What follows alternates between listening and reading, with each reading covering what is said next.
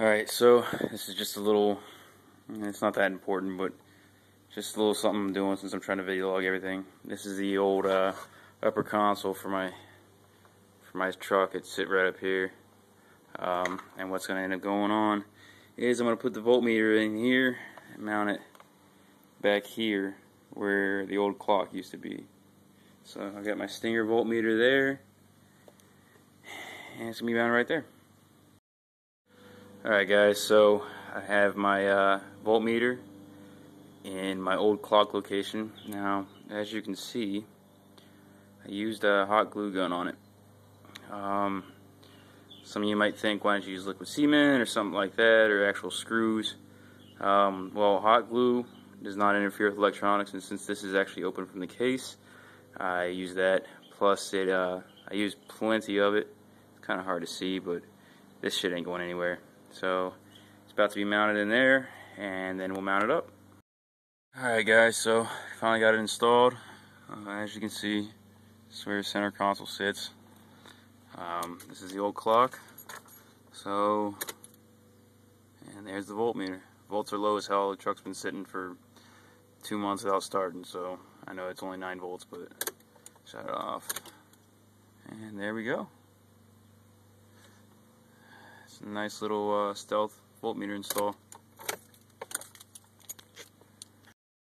Alright, so as you guys can see by the plethora of parts laying around the garage right now, I'm actually in the middle of tearing pretty much the entire interior out.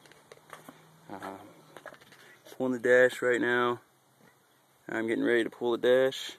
Got all the door panels off. And I wouldn't tell you why, but it's a little bit of a surprise.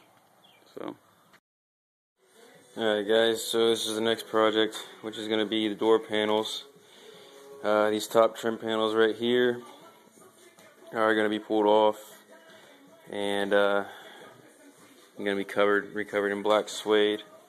Now the pain in the ass part about these is that from the factory they come glued in. You can see it. They're actually glued in there. So that's where the fun part comes in, which is a nice little propane torch and good timing. Pretty much the easiest way I found to do these from past experience when they're glued in like this. Throw your propane torch on there for just a couple seconds, just enough to get it nice and soft, and then pop it out real quick, then go to the next one, next one, next one, next one. And then once you get them out, you can just snip off the excess, and then once you get it done, you just re-glue it in there. So let's get started. Alright, so here's the first piece of the interior that's getting redone. This is the trim panel for the door panel, but it's being done in black suede. I still got to do some cutouts and then reinstall it, but yeah. Alright, well, here's that piece. It's actually just sitting there right now, because this entire door panel is going to be glassed.